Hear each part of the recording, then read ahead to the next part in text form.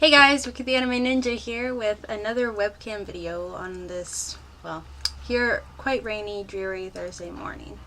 Anyway, so I'm gonna get right to it. Today I'm gonna be doing Air, both the series and the OVA motion picture, and then I'm not gonna be doing a manga. It's gonna be a comic book. However, it'll be the comic book based on the Last Unicorn novel and the animated film that was released back in the 80s. Okay, so we'll get started with Air. I really like the artwork that was done in Air, and I believe it was the same studio that did Canon and Clandad. I haven't seen Clandad yet, but I mean to.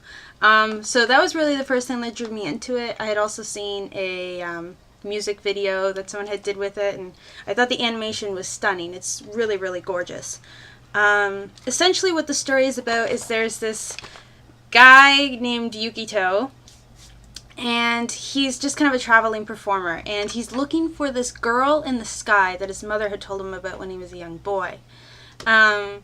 You find out later that he has some kind of psychic abilities, but you don't really get much further than the fact that he can move a small animated toy around with his mind. While he ends up in this next town hoping to make some more money, he meets this girl Misuzu. And she's crazy, she's a klutz, but she's really cute and really sweet, and he's kind of wary of her, and when she finds out that he's living out on his own, she invites him into her home. And, yeah, that's kind of how things start. You meet a whole bunch of her friends. Her aunt slash mother. She raised her. Her aunt raised her. Yeah, so there's a lot of characters in this series. But a lot of it just focuses on Yukito and Misuzu. The sad part about the series is that there is a backstory that goes back in the past, because they're the reincarnations of two people that have been in love. And there's only I think there's 2 episodes of that. I think there's one full episode, and then there's another episode where it's kind of cut in half, and then there's fragments throughout the entire series. And you don't get a lot of that, even though the story for it is really amazing. Now, this is not a save bundle, but it's the entire series. With the series that I found, it had the 12 episodes and then the 2 OVA specials. And a lot of these OVA specials, as well as the motion picture, focus on a retelling of the same story, either really condensed or cut up into smaller pieces like it does in the complete series. Yeah, it's more of a drama than I think it is a romance. Like, there is some romance, most of it in the reincarnations, the ancestors period, so Yukito's ancestor and Misuzu's ancestor. There's more romance with them than there is with the Yukito and Misuzu of the present day in the anime. Which was kind of annoying, but, nonetheless. It has a few weak spots. I had a friend watch it, and she got kind of bored with it. And I guess it's because parts of it can be kind of slow. But the story itself is pretty good. It is a tearjerker. If you do not cry at the end, and you're a girl, then something is horribly wrong with you. Or maybe you just don't cry. I know I bawled at the end. I think I cried 3 times watching this anime. It's pretty sad. I'm trying to remember if there's anything else significantly important. It's 12 episodes. Funimation did it. I have no complaints about the soundtrack, though I haven't really investigated. I remember it being pretty good in the series, so music was good. The voices for the English one are great. Vic Mignogna plays Yukito, and I can't remember who plays the girl, but I was kind of just focused on Vic. That's okay. Quick thing about the motion picture, it is just a retelling of the story.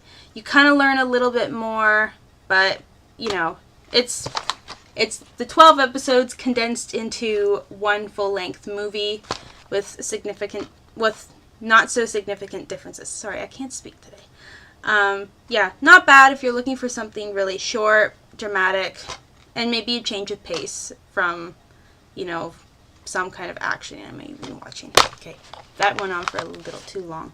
That's okay. Okay, last thing. Last Unicorn. I grew up I was born in 1991, and I watched the animated film when I was probably 4 or 5.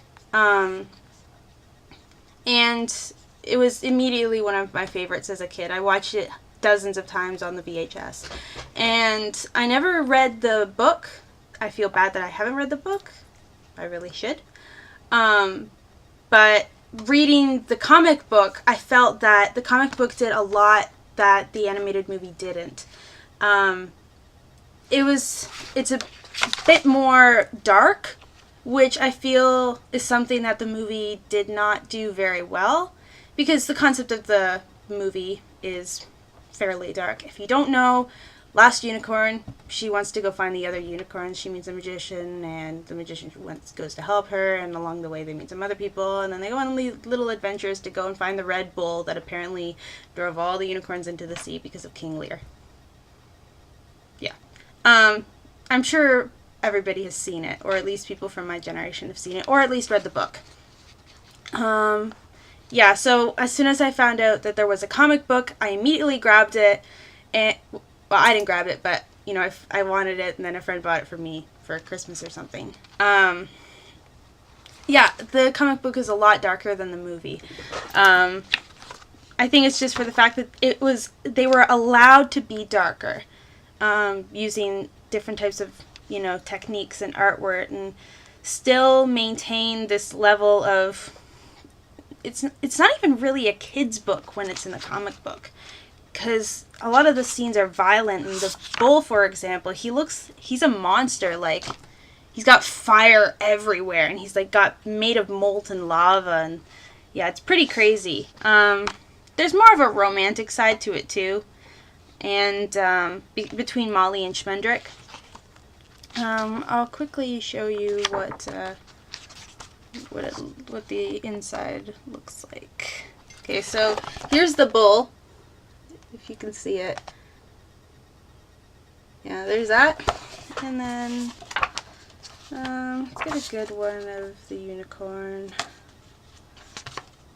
Yeah. Here's the unicorn. So that's what the Lady Amalthea looks like. Yeah.